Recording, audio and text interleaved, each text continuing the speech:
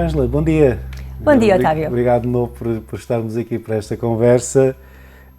E hoje começo por uma data. Muito bem. 1955.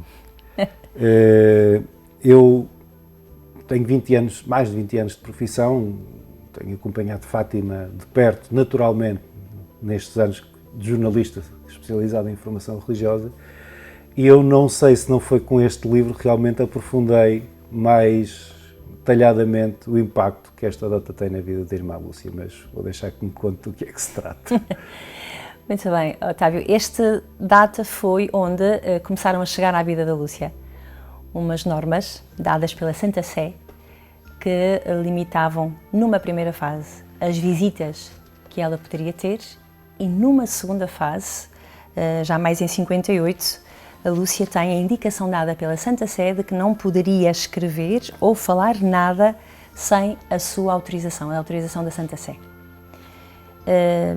Estas normas vão continuar, ou mais restrições começam a chegar à vida da Lúcia, por exemplo, em 1960, que de facto reitera que não pode falar nada sobre Fátima sem autorização do Papa, e em 68, enfim, tivemos a contar que estas normas, desde aquelas de 55 até 68, entre a Santa Sé e a Nunciatura, já temos cerca de 9 documentos que impedem a Lúcia de falar sobre Fátima. E isto é algo que marcou, poderemos dizer de uma forma muito clara, o início de um grande período de sofrimento para a irmã Lúcia. Nós vendo de fora percebemos, há uma insistência de tal ordem que parece que lança quase uma sombra de dúvida. Nós percebemos que o sofrimento tem várias dimensões, mas humanamente, o que é que se passa aqui? Porque estas pessoas não acreditam em mim? E percebe-se esse sofrimento que se vai multiplicando e num período até relativamente longo, não é?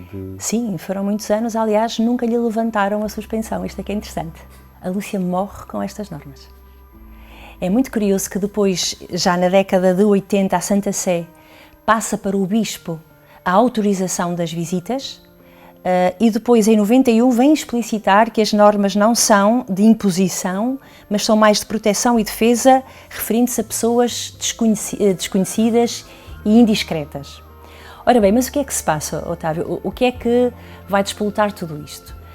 Há um acontecimento que está a ser estudado historicamente e já está, penso que estamos a chegar já a factos concordes com a realidade, que é a crise que nós chamamos com o padre Agostinho Fuentes, foi um sacerdote, o primeiro postulador da causa dos pastorinhos. E isto é um dado interessante que fomos investigar. De facto, ele é desde 1950, década de 50 no início, que ele é o postulador da causa dos pastorinhos, do Francisco e da Jacinta.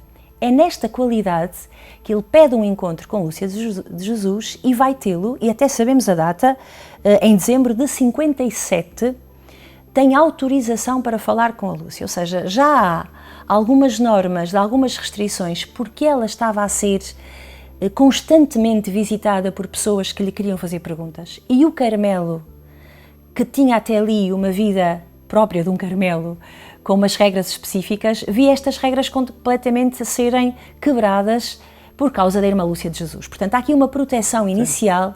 Ela própria sentia essa necessidade. Necessidade, exatamente, de proteção, porque ela nem ali conseguiu escapar. Este sacerdote vai vê-la, tem autorização e, quando chega ao México, faz uma conferência, em 1958, que depois é publicada numa revista, Fátima Findings, que diz que a irmã Lúcia lhe terá dito certas coisas, sobretudo com caráter apocalíptico e de luta entre o bem e o mal, e esta luta entre o demónio e a Virgem. Ou seja, um caráter muito sensacionalista e uma interpretação muito apocalíptica da mensagem de Fátima, que isso sim não corresponde à verdade. Mas permanece até hoje em muitos meios. Obviamente. Esse artigo depois foi publicado inclusive em Portugal, no jornal A Voz, em 59, e também provocou um enorme desconforto na Igreja em Portugal. Ora bem, estamos aqui na altura do concílio. A própria Igreja está a viver, ou pré-concílio, a Igreja está a viver uma época de convulsões, de mudanças, de dificuldades, de tantas tendências que estão, não digo que estão em confronto, que vir agora uma vidente fazer afirmações deste teor, obviamente que vai provocar um grande desconforto e isto vai chegar à Santa Sé. Portanto, foi este caso, o caso Fuentes, que depois vai dar origem às normas que lhe impedem não apenas, ou que limitam não apenas as visitas, mas que a vão proibir de falar de Fátima.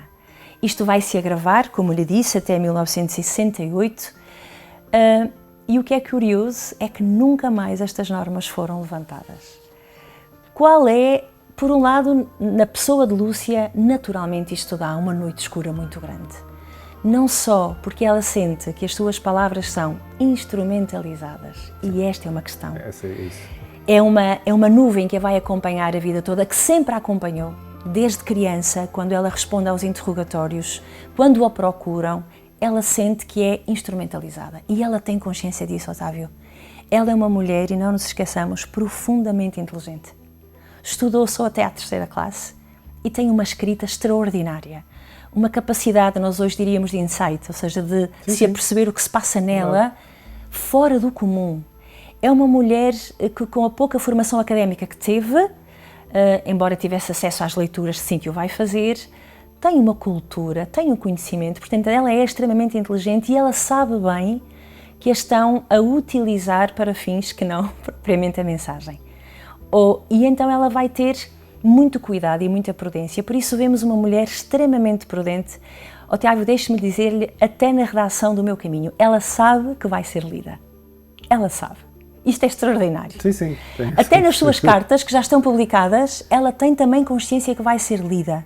Por isso há épocas onde não escreve tanto e é muito prudente. Mas então, voltando aqui à questão das normas, por um lado há esta perceber o impacto das suas palavras e das suas palavras alteradas. Posteriormente, Agostinho Fuentes vai ao Carmelo pedir-lhe perdão. Ela concede-lhe o perdão, temos isto no seu diário, mas efetivamente o mal já estava feito e já estava a ser continuado e prolongado até aos dias de hoje. Portanto, há este sofrimento. Depois, há um sofrimento ainda mais curioso, entre aspas, na minha opinião, que é Deus dá-lhe uma missão: falar, difundir no mundo a devoção ao coração de Maria, e a Igreja vai silenciá-la. Essa tensão é muito óbvia. É muito óbvia, mas se verificarmos, Otávio, acontece na vida de muitos santos. Inúmeros santos, aquilo que é o seu carisma especial é aquilo que parece que a Igreja, num determinado momento, torna mais difícil. E isto tem o seu sentido, porque, olha, a Igreja é prudente e tem que ser prudente. Antes de um determinado carisma ser proposto como verdadeiro, como vindo de Deus, tem que ser posto à prova, tem que ser analisado. Eu vejo neste agir da Igreja, algo característico da sua missão de discernir os carismas. E até porque, objetivamente, há graus de certeza diferentes. Ou seja, no caso da Irmã Lúcia, a certeza dela é absoluta. No caso dos responsáveis católicos, é uma certeza que vai sendo construída ao longo do tempo. Exatamente. E que a própria Igreja tem de perceber a relevância deste facto, a importância, tem de perceber também no conteúdo de toda esta mensagem a sua integração com toda a teologia, com a comunhão eclesial, e isto demora tempo. Ou seja, por um lado há aquilo que a Santa Sé virá explicar na década de 90, uma proteção à sua pessoa, e efetivamente a Lúcia vai perceber que foi muito protegida com estas normas, por muito difíceis que tenham sido, ela vai entender que se não fossem estas normas, ela teria a vida completamente exposta e não era uma vida normal de uma carmelita normal. Sim, e nós poderíamos ter, se 100 pessoas falassem com elas no ano, teríamos 100 versões diferentes a circular da mensagem de Fátima, portanto... Ora, exatamente, e a Lúcia vai perceber isso também. Ou seja, a Lúcia também vai entendendo, com a ação do Espírito Santo, ao longo do tempo, que por muito que lhe tenha custado, sobretudo, algumas visitas de pessoas amigas de quem ela gostava muito e que vê limitada, este número de visitas que pode ter, e isto ela sofre, por outro lado, ela percebe que a protege e que a Igreja foi mãe. E ela sente isso e também se sente muito agradecida. Portanto, ela mesma vai percebendo o que se passa com ela. Não deixa de ter sido um momento de sofrimento. Claro. Há aqui uma passagem do diário, aliás, que eu grifei, que queria ler. Nosso Senhor não me explicou como devo desempenhar esta missão, lá está, divulgar a mensagem de Fátima, a devoção ao Imaculado Coração de Maria, mas creio que sem sair do retiro do claustro, nem do recolhimento da cela, deverei escrever por partes o que o Divino Espírito Santo me comunicar. Temos outra vez esta capacidade, falei ainda há pouco, de reflexão e de ela própria perceber que há limites que são necessários impor para evitar esta confusão e esta dispersão e instrumentalização, que é uma coisa muito grave. Sim, ela vai percebendo o que nos mostra desde já, Otávio, aquilo que ainda dizíamos no programa anterior, que ela não tem a sua vida escrita totalmente e já está. Não, ela vai ter que fazer um caminho de discernimento como o nosso. Sei que Deus me pede, não sei bem como fazê-lo, e isto vai ser ao longo da vida. Portanto, ela é uma mulher como nós, que trilha o caminho da fé, da esperança e do amor. Que através da oração vai tentando sintonizar o que é que Deus quer dela. Vai sim percebendo que a escrita é como ela pode transmitir. Aliás, há até um episódio muito interessante naquilo que é a redação do seu último escrito, que foi publicado já depois da morte dela, como vejo a mensagem, onde o cardeal Pirónio, que à data era prefeito do dicastério ou da congregação para os religiosos, vem-lhe pregar e orientar um retiro às carmelitas e pede-lhe que escreva como é que vê a mensagem já após assim... Aliás, é o seu diretor espiritual, deixe-me corrigir aqui, que lhe pede para ela escrever como vê a mensagem ao fim de tantos anos. E ela sente-se com dificuldade porque a Santa Sé não lhe permite. Então, quando o cardeal Pirónio vem pregar o retiro, ela põe-lhe a dificuldade.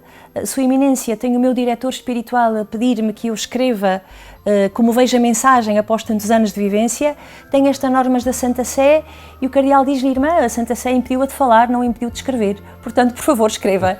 E é muito bonito porque ela sente que na escrita pode ir então transmitindo. E é o que ela faz. Vai escrevendo e há até um escrito dela que é só publicado nos anos 90, mas que ela escreve nos anos 50, 60, que são os apelos. Portanto, é um escrito ainda com caráter muito focado nos 10 mandamentos, um caráter talvez um pouco moralista, porque no fundo é a fase espiritual que ela está a viver. Ela depois vai se dar a transformação teologal na fase final da sua vida, e onde ela escreve também como tentativa de responder a tantas perguntas que lhe eram feitas sobre a mensagem que lhe chegavam por carta, e é a Santa Sé que vai dar a autorização para o livro ser publicado.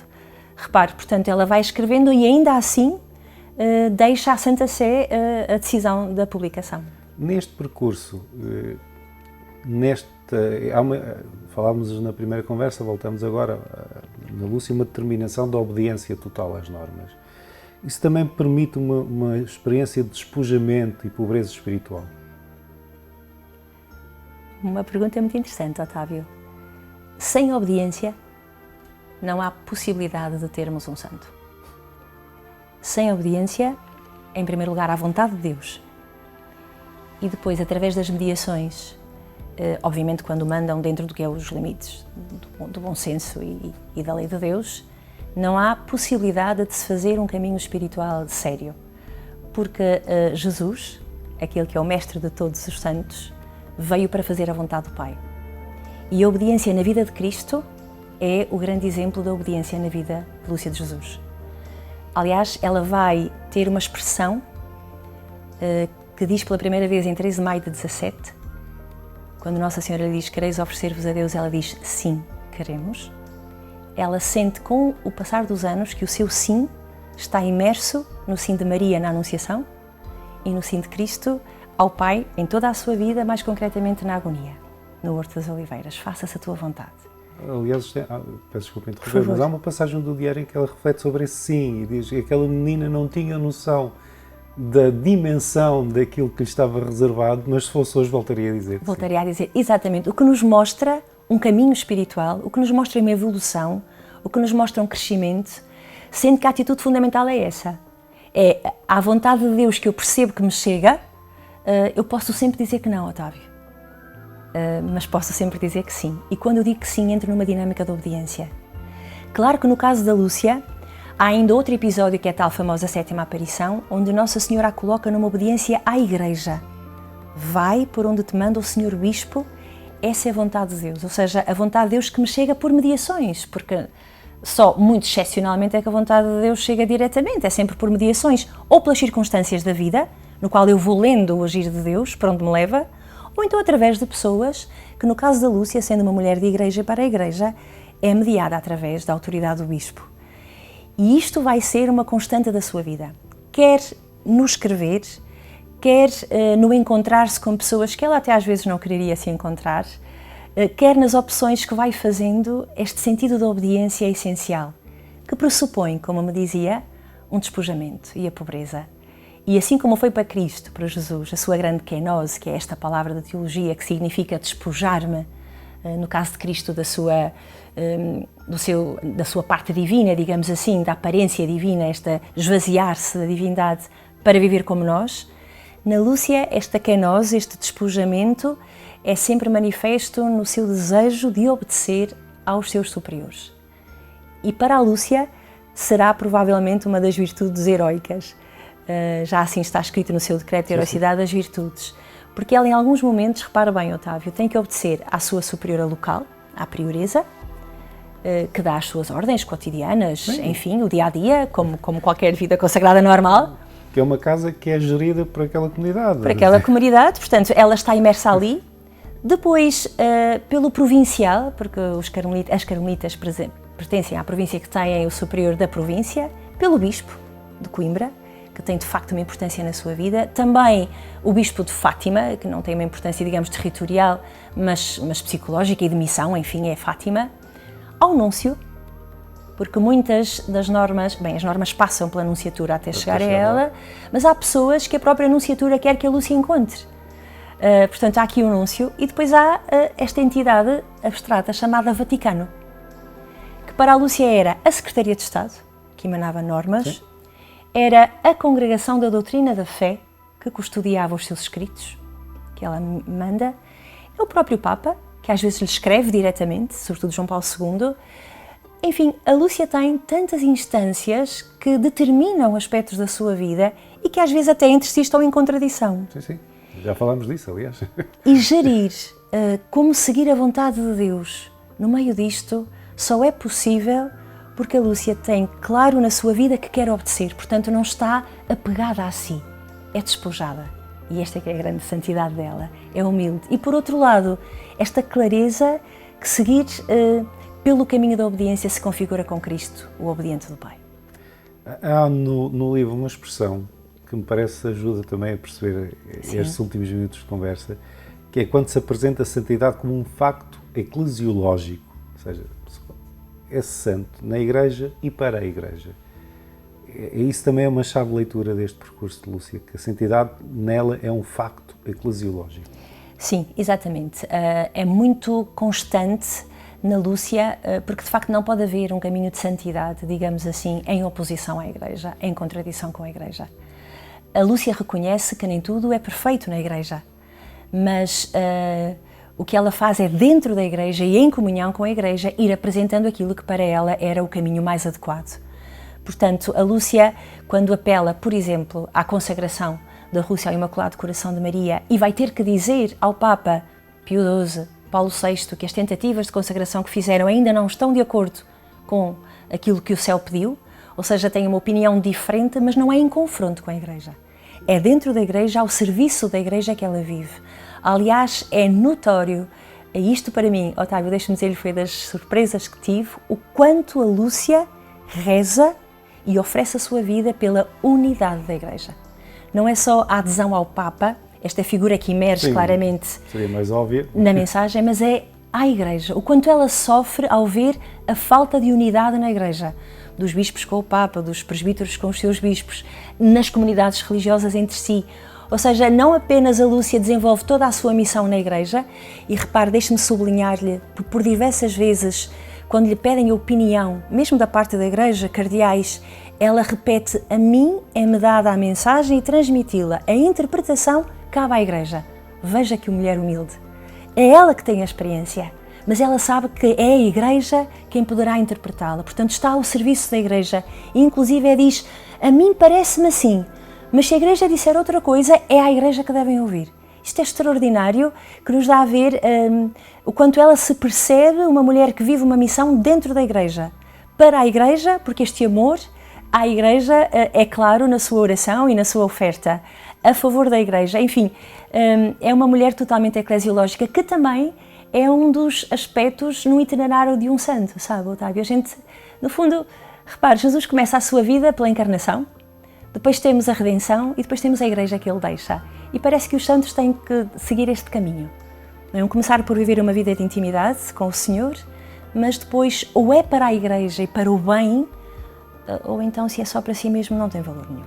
Eu posso dizer que também me chamou muita atenção, na leitura da obra, as muitas passagens em que a irmã Lúcia se mostra solidária, quando não mesmo muito preocupada, com as ameaças de divisões na Igreja, atenta também aos grandes dramas do século XX, mas esta participação no sofrimento de uma Igreja que, em particular, na altura dos anos 60, com o Concílio Vaticano II, está a redefinir-se e a procurar caminhos novos e viveu, obviamente, um clima de grande tensão até encontrar esses novos caminhos e os implementar. Percebe-se que Lúcia também... eu tenho até algum receio que algumas pessoas interpretem mal aquilo que ela viveu, porque eu, pelo menos na minha leitura, é claramente nesta preocupação com a unidade, não é uma rejeição do que está a acontecer, mas é que aquilo que venha a acontecer e que está a acontecer seja vivido na unidade por todos. Sim, a Lúcia é uma mulher extraordinária até nisto. Na vivência do concílio e do pós-concílio, sobretudo aqueles anos conflituosos, onde, por diversas dimensões do concílio, repara, litúrgica, por exemplo, tanta gente se voltou contra o Papa e contra as decisões conciliares, e até algumas divisões se deram, a Lúcia claramente toma a defesa do Papa. Ela está com o Papa e diz, é o vigário de Cristo, ele age segundo o Espírito Santo, e se a Igreja decidiu assim, é assim. Então a Lúcia assume tudo o que foi o renovamento do Concílio Vaticano II. E até aqueles que a poderiam considerar, deixe-me dizer assim, que não gosto muito desta expressão, mas pronto, mais conservadora, volto a dizer, não gosto desta expressão porque acho que este classificar as pessoas é sempre redutor, mas uma coisa é certa, a Lúcia assume claramente as novas linhas de reconciliação do Concílio, sem nenhum tipo de hesitação. Com este princípio, a Igreja definiu, num concílio, o Papa promulga, eu estou com o Papa. Então toda a renovação litúrgica é assumida por ela. Deixe-me também sublinhar que os carmelitas tiveram um grande papel na formação das religiosas sobre toda esta renovação da liturgia, que foi extraordinário, e ela captou a beleza e a riqueza da liturgia pós-conciliar, assumiu-a, amava. Por exemplo, a consciência do sacerdócio comum dos fiéis, pelo grande sublinhar da dimensão batismal, para ela foi uma luz que até lhe faz perceber melhor a sua missão de mulher que deve transmitir uma mensagem. Esta dimensão do sacerdócio comum dos fiéis na vida da Lúcia, olha, dará uma bela tese de doutoramento no futuro, quando se puder estudar mais, porque é surpreendente. A própria visão do mundo que a Gaudium et Spes traz, aquele documento da Igreja sobre a pastoral da Igreja, o agir da Igreja no mundo, a Lúcia encara muito bem toda a renovação da vida consagrada. A Lúcia compreende-a e até a quer. Isso é uma parte muito interessante da reflexão dela sobre o que é a vida consagrada, porque ela, como consagrada, não faz uma reflexão apenas sobre a Igreja Católica numa abstração de centenas de milhões de pessoas em todo o mundo, mas no concreto dela, eu sou consagrada, aquilo que eu vivo também precisa desta renovação. Eu também achei muito, muito interessante essas várias reflexões que existem sobre o tema. Sim, porque, por exemplo, a Lúcia refere-se à questão das cartas, por exemplo, que as suas cartas, a sua correspondência era aberta. Mas era aberta em todas as comunidades religiosas porque era uma praxis na vida consagrada. Quando se dá esta mudança no concílio, ela ama isto e, de facto, a partir da década de 70 as suas cartas são-lhe entregues fechadas e é algo tão significativo que ela registra esse episódio, o dia. Neste dia me entregue pela primeira vez. Depois de não sei quantos anos de vida, é a primeira vez que me entrego. Exatamente. Mas repara, se formos também corretos, até ao concílio era assim na vida religiosa. A forma de se compreender o exercício da autoridade, que ela também, obviamente, sente como dificuldade, a mudança que se dá antes do concílio e depois do concílio, ela também a aprecia, este respeito pela individualidade, pelas pessoas. Ok, há normas, mas se pela fraqueza e pela fragilidade, pela saúde, uma irmã não as pode cumprir, então vamos mudar. E esta alteração dá-se com o concílio. E a Lúcia faz essa reflexão, até porque ela tem várias missões dentro do Carmelo, várias funções, e a forma como ela as pensa e as reza e as vive é extraordinária. Vamos acabar esta segunda conversa já, que também passou muito depressa, voltando ao início, por uma questão que já me ficou do nosso primeiro encontro, que tem quão aguda é a percepção da irmã Lúcia de que o escrutínio público sobre a sua vida não é apenas o escrutínio público sobre uma religiosa, mas é um escrutínio público constante sobre a veracidade e a credibilidade da mensagem de Fátima. Sim, a Lúcia debate-se toda a sua vida em tentar provar que está a falar a verdade, que falou a verdade, que nunca buscou interesses pessoais em todo este acontecimento, nem interesses económicos, porque poderia ter tido muito mais dinheiro e terrenos e foi sempre abdicando deles, isto na sua infância e juventude. Nunca benefícios pessoais, porque ela vai escolher uma vida escondida, portanto as honras do mundo, os privilégios de uma pessoa em sociedade ela não vai ter, mas de facto marcou-a tanto que desde o início das aparições há gente que não acredita, a começar pela mãe, que diz que ela está a mentir, e é algo que acompanhou a vida toda, que a Lúcia vai tentar demonstrar que não mentiu. E portanto, por um lado isto, ela é uma mulher que tenta toda a sua vida dizer a verdade daquilo que viu e que experimentou. Também porque sente que é a vontade de Deus e que a vontade de Deus muitas vezes é combatida, é negada, são colocados obstáculos porque é mesmo assim, é a história do ser humano. Mas a Lúcia vai tentar toda a sua vida. Por outro lado, ela sabendo que tem estas características de vidente e de vidente numa mensagem com impacto tão forte, que chega até ao Vaticano a pedir a consagração da Lúcia, ela também tem esta prudência para que nada do que ela escreva ou diga possa de alguma forma, primeiro, tocar a mensagem de uma forma negativa, e ela tinha a tal experiência, como neste programa falamos, com o Padre Agostinho Fuentes e de tantos outros que instrumentalizavam o que diziam. Portanto, ela faz este esforço por ser muito prudente na escrita. Mas até nas atitudes do dia a dia, ela percebe que esse escrutínio vai além da sua própria figura. Sim, ela sabe que é profeta e que, como profeta, vai ser vista toda a sua vida. E, portanto, tem esta prudência que eu penso que é mesmo a ação do Espírito Santo nela. Ângela, muito obrigado. Obrigada, e Paulo. até para a semana, se quiseres. Até para a semana, se quiseres.